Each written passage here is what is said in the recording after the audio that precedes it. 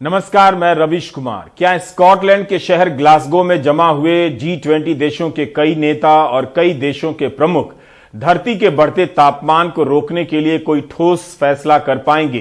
क्या राजनीतिक मजबूरियों और कॉरपोरेट के दबाव से मुक्त होकर धरती को बचाने के लिए तुरंत कदम उठाएंगे, या फिर टालने और दिखावटी कदम उठाने के लिए कोई नए रास्ते निकाल लिए जाएंगे? इस साल अगस्त में IPCC की रिपोर्ट ने खतरे की घंटी बजा दी है। अगले 20 सालों में ही औद्योगिक युग से पहले के तापमान की तुलना में धरती का तापमान 1.5 डिग्री सेल्सियस अधिक होने वाला है। इस समय जब तापमान औद्योगिक युग के पहले के तापमान से 1.1 डिग्री सेल्सियस ही अधिक हुआ है, 1.5 से 2 डिग्री सेल्सियस के बीच पहुंचने पर किस तरह की भीषण तबाही आएगी, यह कल्पना की बात नहीं है, बल्कि हाल के कुछ वर्षों के साथ इसी साल की कई घटनाओं को देखकर समझ सकते हैं कि क्या हो रहा है। प्राकृतिक आपदा से हर साल हजारों लोग मर रहे हैं और लाखों करोड़ों रुपए का नुकसान हो रहा है। जलवायु संकट के लिए जिम्मेदार जो भी हैं, कुछ कम हैं, कुछ बहुत ज्यादा हैं, लेकिन इसके असर से तबाह सभी हैं।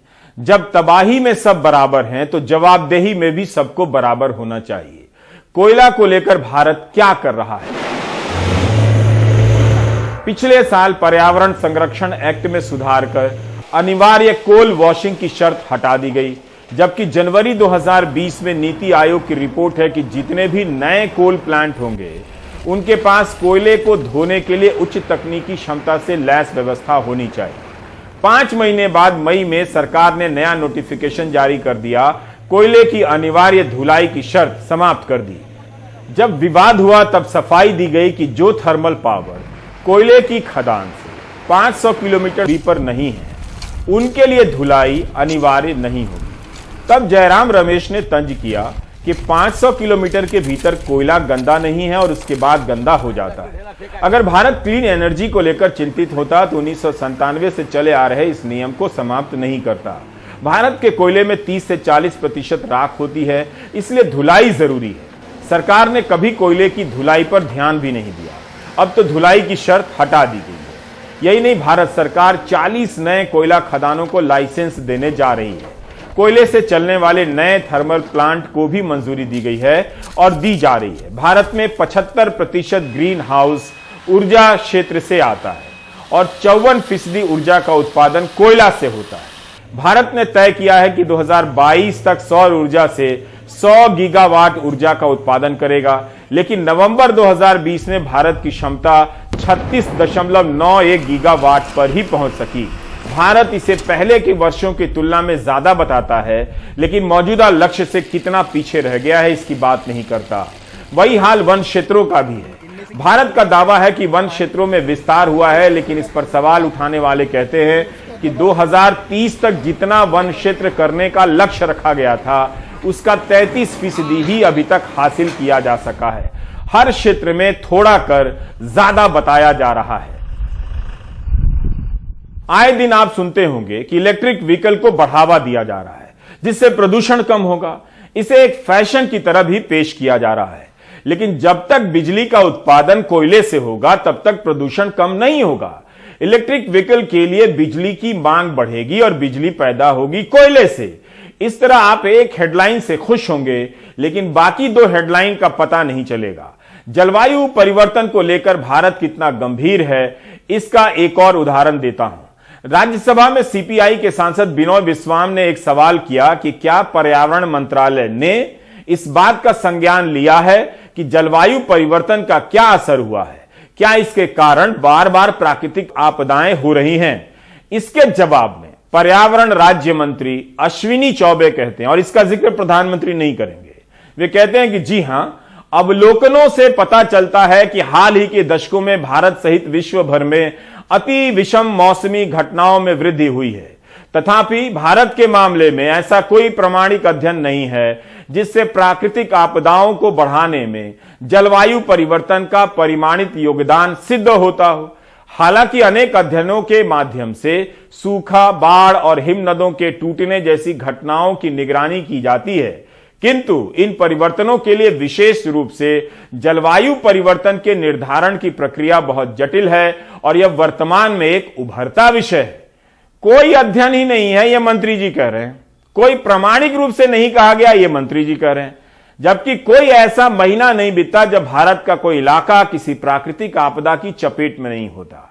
मंत्री जी कहते हैं जलवायु परिवर्तन की भूमिका को लेकर कोई प्रामाणिक अध्ययन नहीं। इस साल केरल, असम, उत्तराखंड और मराठवाड़ा में भारी बारिश, भूस्खलन और बाढ़ की घटनाओं को याद कीजिए। नैनीताल जैसे पहाड़ी शहर के हिस्से में बाढ़ आ गई। साल दर साल हम देखते जा रहे हैं। मुंबई में बारिश की तबाही के बाद गुरुग्राम में देखा, फिर चेन्नई को डूबते देखा। 2018 में केरल की बाढ़ की विभीषिका आप देख चुके हैं। 2019 में पटना में बाढ़ आई जिसमें कई लोग मारे गए। मौसम विभाग के अनुसार भारत के 15 राज्यों में लू चला करती थी, लेकिन 2019 में 23 राज्यों में लू चलने की घटनाएं दर्ज हुई। जम्मू कश्मीर में भी लू चली। 2019 में बिहार में लू से 184 लोग मर गए और गया और नालंदा में धारा 144 लगानी पड़ी ताकि लोग घरों में बंद रहें। मौसम की मार के कारण स्कूल तो आए दिन किसी न किसी शहर में बंद होते रहते हैं। 2016 में राजस्थान के बाड़मेर में बाढ़ आ गई थी। कहीं बारिश अधिक होने लगी है तो कहीं बारिश नदारद हो चुकी है। भारत का कोई सिरा मौसम की मार से नहीं बचा। अमेरिका से लेकर भारत तक में 45 से 50 डिग्री सेल्सियस तापमान आम हो चुका है गर्मी के दिनों में। अमेरिका के जंगलों में आग लगने की घटनाओं की संख्या 41,000 से अधिक हो चुकी है। इस साल जुलाई में जर्मनी में बाढ़ से भयंकर तबाही आ गई। कहा जा रहा है कि जलवायु परिवर्तन से अब कोई देश सुरक्षित नहीं है। अश्विनी चौबे कहते हैं इसकी भूमिका ही सुनिश्चित नहीं। चीन में बाढ़ की घटनाएं बढ़ चुकी हैं। जलवायु परिवर्तन ने कहर दिखाना शुरू कर दिया है। ये भविष्य में नहीं होगा बल्कि हो चुका है और होता जा रहा है। दक्षिण अमेरिका में नदियां सूखने लगी हैं तो जर्मनी में सूख चुकी नदियों में बाढ़ का तूफान आ गया। समुद्र के जलस्तर का बढ़ना भी चिंता का कारण है। नेट जीरो को लेकर बहुत बातें होती हैं। भारत सहित कई देशों ने कभी नेट जीरो का लक्ष्य निर्धारित नहीं किया। नेट जीरो मतलब जितना ग्रीन हाउस पैदा करेंगे उतना ही उसके सोख लेने का इंतजाम करेंगे। लेकिन कहा जा रहा है कि नेट जीरो के नाम पर पर्यावरण के सख्त नियमों को ही रोका जा रहा है, बहाना बन गया है। कार्बन डाइऑक्साइड हवा में पहुंचकर 150-200 साल तक जिंदा रहता है, वो कहीं जाता नहीं है। धरती का तापमान बढ़ाता रहता है। कोई फैक्ट्री अगर ग्रीन हाउस के उत्सर्जन को कम नहीं करती है और वो कहीं और पेड़ लगाने के लिए पैसे दे दे तो इससे जवाबदेही पूरी नहीं होती है। धरती का गर्म होना तो जारी ही रहता है। नेट जीरो को लेकर 12 देशों ने 2050 तक का लक्ष्य तय किया। चीन और सऊदी अरब जैसे देश खाना पूर्ति कर रहे हैं, 2060 तक का लक्ष्य तय कर रहे हैं। दुनिया के पास वक्त कम है, धरती का तापमान बढ़ता जा रहा है। अमीर देशों ने जवाबदेही पूरी नहीं की है। कई दशक बहस और रिपोर्ट जमा करने में निकल गए। ब्रिटेन के प्रधानमंत्री बोरिस जॉनसन ने कहा है कि ग्लासगो सम्मेलन की नाकामी तय है। दुनिया के देश साफ साफ वादा नहीं कर रहे हैं कि धरती का तापमान 1.5 डिग्री सेल्सियस तक रोका जाए। देखिए, जहां तक जलवायु परिवर्तन का सवाल है, ये बिल्कुल सही है कि दुनिया के सामने बहुत बड़ा खतरा है। आज हम देख रहे हैं कि एक तरह से प्रलय की स्थिति आ गई है। आपके पास भयानक बारिश होती है, आपके किसान के ऊपर बहुत बुरा असर पड़ता है। दूसरी तरफ से समुद्र का तूफान बढ़ता जा रहा है। तीसरी तरफ से हम पूरी दुनिया में देख रहे हैं कि एक के बाद एक हादसा होता जा रहा है, आपदा आती जा रही है और ये जलवायु परिवर्तन के कारण है। अब जलवायु परिवर्तन क्यों?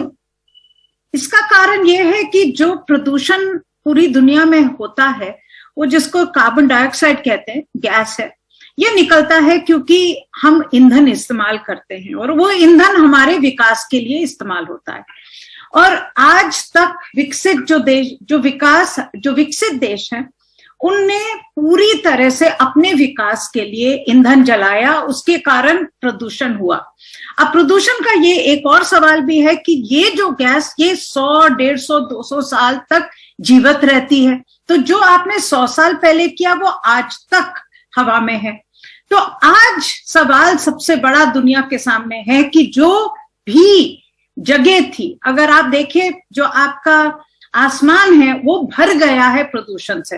अब जगह नहीं बची कि भारत जैसे देश के विकास के लिए कुछ समय है, या उसके लिए कोई जगह है, वो क्या करे। और ये पूरी दुनिया के सामने एक सवाल है, मुझे लगता है बिल्कुल सही सवाल है जब हम कहते हैं कि हमें क्लाइमेट जस्टिस चाहिए, हमें न्याय चाहिए इस सवाल को लेके, क्योंकि गरीब को भी विकास की जरूरत है। हाँ, ये जरूर है कि हमें विकास सबका दूसरी तरह से करना है, अलग तरीके से करना है। हमें कोयला नहीं इस्तेमाल करना, कोयला से हमारी भी सेहत के ऊपर बुरा असर पड़ता है, हमारे प्रदूषण होता है हमारे यहाँ, नहीं करना चाहते हम। मगर उसके लिए जो पैसा चाहिए, जो टेक्नोलॉजी चाहिए, उसका सबसे बड़ा सवाल पूरी दुनिया के सामने। ये आप नकार नहीं सकते, ये नहीं कह सकते कि हाँ जो हुआ तो हुआ, मगर अब भारत के लिए जगह नहीं बची तो अब आप कुछ और करिए। ये कुछ और करने के लिए जो पैसा चाहिए वो पूरी तरह से ग्लासगो की जो मीटिंग है उसमें ये तय हो जाना चाहिए। Inter governmental panel on climate change IPCC की रिपोर्ट में भी कहा गया है कि जब 1990 में इसकी पहली रिपोर्ट आई थी, तब से लेकर अब इन कारणों को समझने का विज्ञान बहुत विकसित हो चुका है। अब भरोसा किया जा सकता है। इस समय यूपी और दिल्ली में डेंगू फैला हुआ है।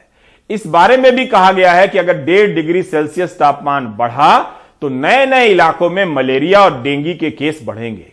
उन जगहों पर भी होंगे जहां इनके मामले कम देखे गए हैं। कॉन्फ्रेंस ऑफ पार्टीज का 26वां कॉन्फ्रेंस है, इसे ही COP26 कहते हैं। नैतिक रूप से जरूर भारत का पक्ष मजबूत है कि धरती को प्रदूषित करने में उसका योगदान अमेरिका, चीन, यूरोपियन यूनियन के देशों की तुलना में बहुत कम है। ऐतिहासिक रूप से भारत को उपनिवेश बनाकर लूटा गया, उसके पैसे से इन देशों ने विकास के नाम पर धरती को प्रदूषित किया, तरक्की की। तो अब वो जवाबदेही में और पैसे में साझेदारी करे। लेकिन क्या यही तर्क भारत के भीतर लागू नहीं होता? क्या भारत के भीतर उसी तरह की नीतियां और प्रक्रियाएं आज भी जारी नहीं हैं?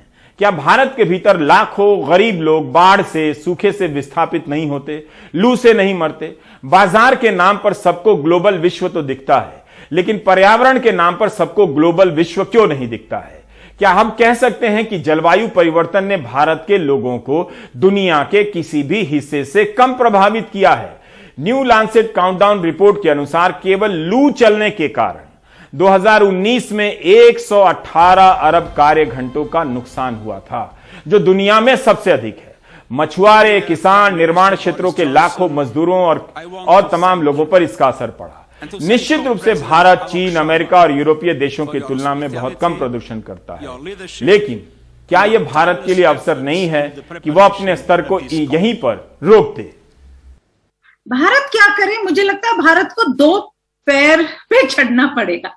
एक तरफ से तो भारत को ये बिल्कुल सही कहना पड़ेगा कि देखिए, ये पूरी दुनिया का सवाल है, ये खाली भारत के लिए नहीं, अफ्रीका का, पूरा अफ्रीका जो कॉन्टिनेंट है उसने खाली 4% प्रदूषण अभी तक पूरे आसमान में डाला है। 4%। ये मैं 1870 से 2019 की बात कर रही हूं।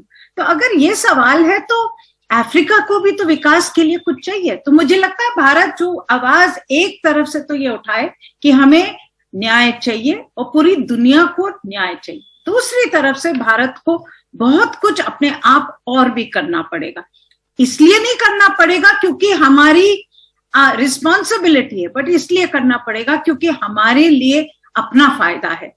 आज जहां थर्मल पावर का सवाल आता है, हम कोयला जलाते हैं, मगर थर्मल पावर प्लांट के जो स्टैंडर्ड हैं, जो मानक बनाए गए, उनको हमने फिर से कहा कि हमें अप्लाई करने की जरूरत नहीं है।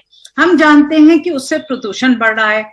हम जानते हैं कि पूरे देश में आज ये हालत है कि कोयला और पेट्रोल जलाया जा रहा है क्योंकि बिजली नहीं मिलती, इससे प्रदूषण हो रहा है। ये अगर हम रोकेंगे तो जलवायु परिवर्तन का जो प्रदूषण है वो भी रुकेगा, हमारा लोकल प्रदूषण भी रुकेगा। हमारे शहरों की जब बात करते हैं तो हमें बसेस की जरूरत है, हमें पूरी तरह से मोबिलिटी को चेंज करना है। तो ये जो उपाय हैं ये हमारे लिए अच्छे हैं और हमें बहुत कुछ और करने की जरूरत है। और मैं तो यही कहूंगी कि भारत को, जहां तक जलवायु परिवर्तन का सवाल है, मुझे लगता है भारत बहुत और कुछ कर सकता है और हमारे हित में है कि हम और करें। इसलिए केवल यह मत देखिए कि दुनिया में भारत की क्या जिम्मेदारी है, यह भी देखिए कि भारत के भीतर भारत की क्या जिम्मेदारी है। भारत अपनी जिम्मेदारी केवल अमीर देशों की तरफ उंगली दिखाकर नहीं टाल सकता। अमीर देशों ने बहुत ज्यादा निराश किया है। 10 साल पहले का वादा है कि $100 अरब का क्लाइमेट फंड बनाएंगे, जो अभी तक नहीं बना। गरीब देशों का समूह यह भी आरोप लगा रहा है कि बड़ी कंपनियों के दबाव में अमीर देशों के नेता फैसला नहीं कर रहे हैं, कदम नहीं उठा रहे हैं। सबको समझना होगा, जब धरती ही नहीं बचेगी तो ना कंपनी बचेगी ना अमीर देश। ये और बात है, 150 लोग अपना अपना रॉकेट लेकर कुछ दिनों के लिए अंतरिक्ष में घूमते रहेंगे। हम उनकी तरक्की देखकर आहें भरते रहेंगे, कुछ निकलेगा नहीं। ब्रेक ले लीजिए।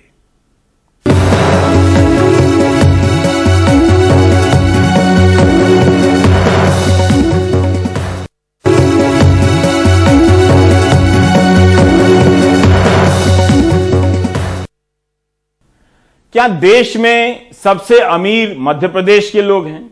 अगर नहीं है तो मध्य प्रदेश में पेट्रोल पर टैक्स सबसे अधिक क्यों है? भोपाल में प्रति लीटर पेट्रोल 118 रुपए से अधिक का हो चुका है।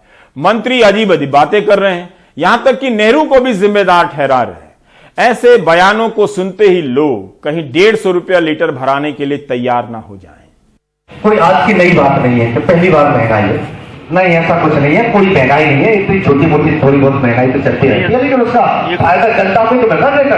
क्या हम सब्जी मंडी जाते हैं तो हम कभी साइकिल से जाते हैं क्या? जो हमें शारीरिक रूप से स्वस्थ रखेगी, हमारे प्रदूषण को कम में मुक्ति दिलाएगी। हमारे लिए पेट्रोल डीजल महत्वपूर्ण है कि हमारे स्वास्थ्य सेवाएं देश की महत्वपूर्ण है। जिंदगी में परेशानी ही सुख का आनंद देती है। जब तक एक भी परेशानी नहीं आए तो सुख का आनंद भी नहीं आता है। लाल किले की प्राचीर से जवाहरलाल नेहरू जी ने जो भाषण दिया था, उसी भाषण की गलती के कारण इस देश की अर्थव्यवस्था बिगड़ी है। ये एक केंद्र का विषय है और इसमें वैश्विक विषय भी आ जाते हैं, लेकिन जल्दी ही कोई हल निकलेगा और उसके हिसाब से पूरा महंगाई का वो बनता है। मैं आपसे ये पूछना चाहता हूं कि कौन से वर्ग की आय नहीं बढ़ी?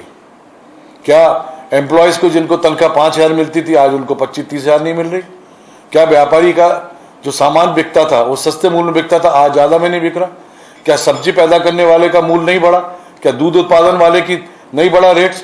आमदनी तो प्रत्येक वर्ग की बढ़ी है। एक पहिया है जो अपनी तरफ इस तरह पर चलता रहता है और उसको हमें स्वीकार करना पड़ेगा। मध्य प्रदेश की राजधानी भोपाल में पेट्रोल 118 रुपये 43 पैसे हो गए हैं और जो पावर पेट्रोल है वो 122 रुपये।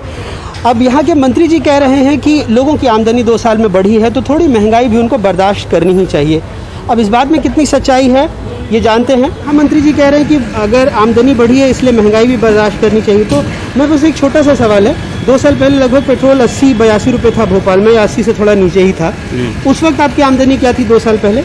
आमदनी महीने में मोटा 15 से 20 हजार रुपये महीना 15 से 20 कमा लिया करते थे। तो अब कोरोना के बाद 2021 में 2 साल बाद कितनी आमदनी हो गई? आधी हो गई सर, आधी हो गई आमदनी।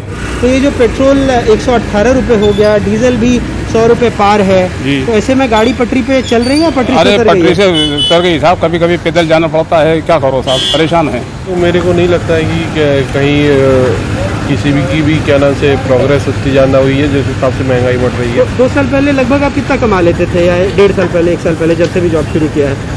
पहले भी 30 था और अभी उसका ज़्यादा ग्रोथ नहीं है। उतने के आसपास? हाँ, उसके ही के आसपास। लेकिन महंगाई तो 2 गुना 1.5 गुना ज़्यादा बढ़ गई। हाँ। तो आप ये कह रहे हैं कि मंत्री जी के वक्तव्य से आप सहमत नहीं है? नहीं है। तो हमारी आमदनी तो नहीं बढ़ी है, नहीं बढ़ी है, कितनी बढ़नी चाहिए।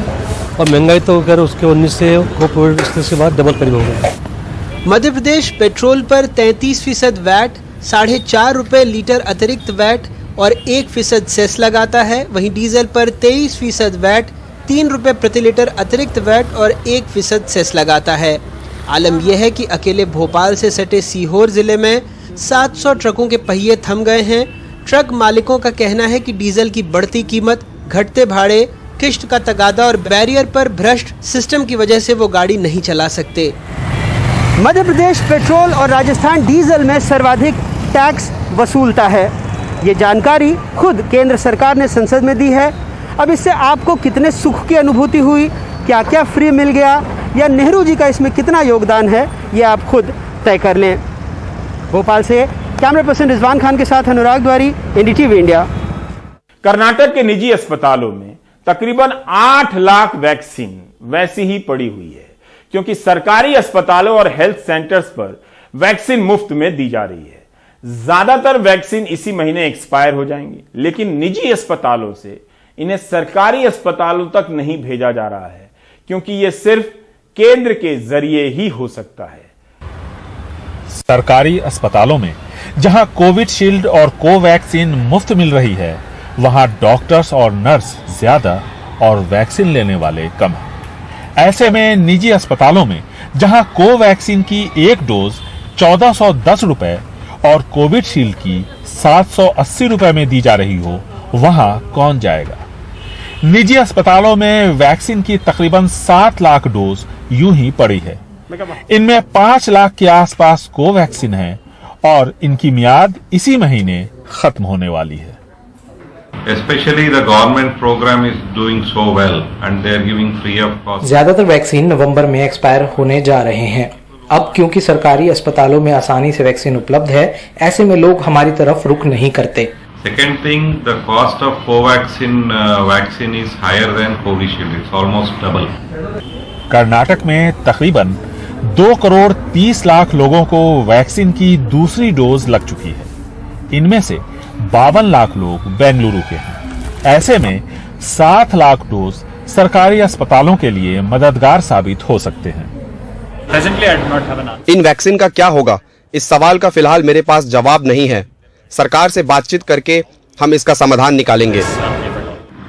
वैक्सीन के एक्सपायर होने पर निजी अस्पतालों को आर्थिक नुकसान होगा, वहीं दूसरी तरफ इससे कहीं ज्यादा नुकसान आम लोगों का होगा, क्योंकि कई जगहों पर अब भी वैक्सीन की कमी है और यहां लाल फीताशाही की वजह से बड़ी संख्या में वैक्सीन की डोजेस बर्बाद होने की कगार पर है। कैमरा पर्सन गोविंद मूर्ति के साथ निहाल किदवई, एनडीटीवी इंडिया।